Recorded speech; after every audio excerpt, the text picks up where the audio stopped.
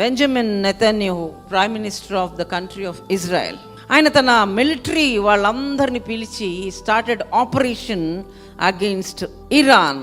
అది ఒక పెను భూతంలాగా వీళ్ళ మీదకి వస్తూ ఉంటే ఆయన చేసింది ఏంటో చెప్పనా. మనం కానీ ఇజ్రాయెల్ దేశంకి వెళ్తే ఆయన బైబిల్లో నుంచి ఒక వచనం తీసుకున్నారు. ఆ వచనాన్ని ఒక చిన్న కాగితం మీద రాశారు. మనం యెరూషలేము వెళ్ళామనుకోండి, వేలింగ్ వాల్ అని ఒకటి ఉంది, ఏడుపుల గోడ అని కూడా అంటారు. ఇది జుడాయిజం వాళ్ళకి this is the holiest place అన్నమాట. ఎందుకు ఇది హోలియెస్ట్ ప్లేస్ అంటే, అక్కడ యూదుల యొక్క దేవాలయం, సొలొమోను కట్టించిన దేవాలయం, ఆ తర్వాత రోమా కాలంలో 70 CEలో పడేసిన తర్వాత ఆ మిగిలిపోయిన గోడ మాత్రం దాన్ని ఏడుపుల గోడ అంటారు. ఆ గోడ కరెక్ట్గా ఎక్కడ ఉంటుందంటే అతి పరిశుద్ధ స్థలంకు దగ్గరలో. అదే అతి పరిశుద్ధ స్థలం యొక్క గోడ లోపలంతా పోయింది, డిస్ట్రాయ్ అయిపోయింది. ఆ శేషం మాత్రమే మిగిలింది.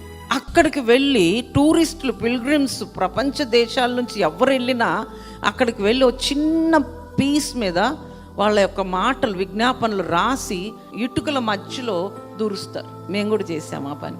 వెళ్ళినప్పుడు బెంజమిన్ నెతన్యాహు ఆయన కూడా ఆ పని చేశారు. ఆయన ఆ చిన్న పేపర్లో ఆయన రాసింది ఏంటో చెప్పనా. సంఖ్యాకాండం 23వ అధ్యాయం 24వ వచనం. ఇదిగో ఆ జనము ఆడు సింహం వలె లేచును, అది సింహం వలె నిక్కి నిలుచును, అది వేటను తిని చంపబడిన వాటి రక్తము త్రాగు వరకు పండుకొనదు.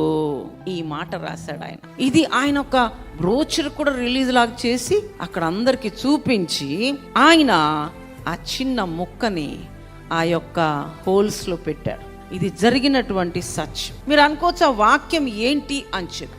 అది బిలాము యొక్క ప్రవచనం. బిలాము ఒక నాన్ ఇజ్రాయిలైట్, ఆయన ఇశ్రాయేలీయుడు కాదు, కానీ ప్రవక్త.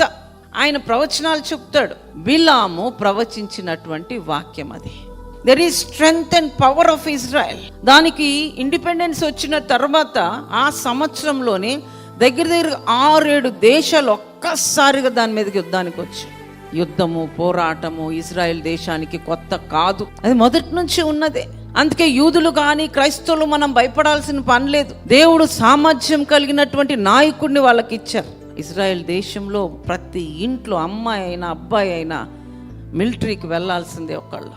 But what ever it is, యెరూషలేమును ప్రేమించువారు వర్ధిల్లుతారు.